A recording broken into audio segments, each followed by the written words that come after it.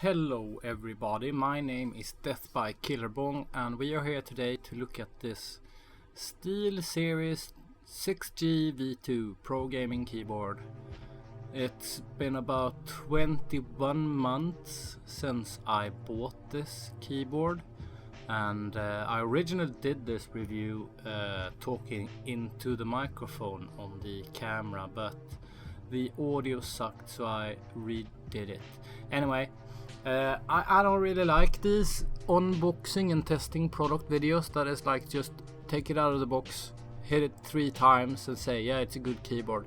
I've actually used this keyboard for almost 2 years now. Let's see. While past me checks the box and takes it out of the box, I'm gonna say that I bought it the 28th of June of 2014. So that's approaching 2 years, and yeah, there's a lot of dirt in it. It comes in a plastic sleeve, if I don't misremember. It comes with a manual, a USB to PS2 adapter, and a fucking sticker. Anyway, so here's the keyboard. Isn't that fun? First thing, fragile keys. This is the shift key, not the caps lock key. It fucking broke from just normal use. And the Q is from the next keyboard as well. So let's see, I have a sheet here. It has a very good construction actually. As you can see, there's 2 keys missing. It's because my forward button there broke, so I took this tilde or whatever and replaced it, but I didn't measure it, so that key was also broken, or maybe it broke in transit. So I took the scroll lock, desoldered it and soldered it there. You'll see my solder marks later, and it worked, but it has some problems now. Let's listen to the sound. That is a little bit loud, isn't it? So let's see. Yeah, it's repairable. You can buy new switches. Like the reason I bought a new keyboard now is because a lot of keys, like half sticky or whatever, they're registering 2 times, like the R button there, and it's really annoying when typing. Let's see what's next. Yeah, water protection. I've spilt inside this keyboard maybe 5 or 6 times tea or soda, and when that happens, I've just unplugged it, put it in a tub and let tap water run over it, and then take it apart, let it dry for a few days, and it's been good to go. There's actually some rust inside it from that treatment that you will see later. I have an image of that. Anyway, I bought this for 690 Swedish kroners, that's 83 American dollars. And let's talk about anti-ghosting. I am left-handed, so I use the arrow keys here on the right of the screen. And not WASD, and part of the reason I bought this keyboard is because of that anti-ghosting. So I mean, when I press more than 4 keys or 6 keys or whatever, it just cuts out and stops registering one of them. So I bought this for anti-ghosting, and that's only on the left side of the keyboard. WASD and tab and those keys. So it didn't help me.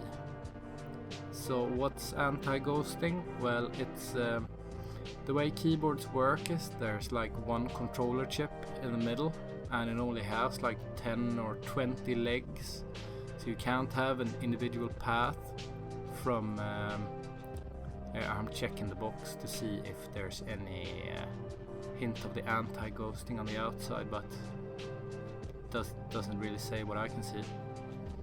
Anyway, it has a chip, and you can't have a line from each of the keys to the chip because it doesn't have enough pins or pathways. So what you do have is a matrix or several matrices of keys. So you can press 2 keys inside of the matrix and it goes through, but not all keys usually, and not too many keys. There's like a bandwidth limitation there. I'm not explaining it good. You can look it up. Anyway, so that means if I can get my hand to do the thing I wanted to. Oh god, it's hot today. It's 28 degrees. Yeah, there's a function key. I never used that. The new one has a function key too, and I'm not gonna use that either. So anyway, this is the way I use. I'm left-handed, so this is the up arrow key is forward, and it's left, right, down. My controller is aim and crouch and chat in Rust. Backspace is last known weapon. I don't think I use space. Delete is free look. I don't remember any more keys. That 0 there is talk in game, talk in TeamSpeak, and then my weapon selections. So when I'm pressing forward, I'm crouching. Let's say I'm aiming as well, and then I go to talk in TeamSpeak and I stand fucking up. That is so fucking annoying.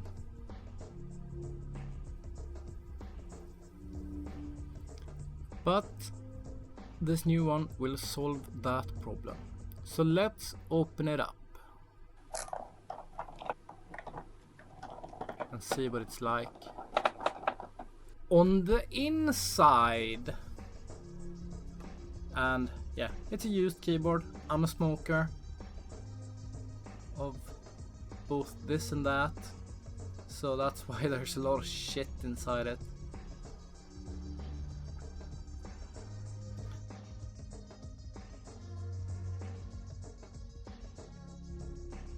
As you can see, there's only 2 holes, so you can't use the Cherry MX, which has more than 2 pins. I guess you could cut those pins off, but then the diode won't be working.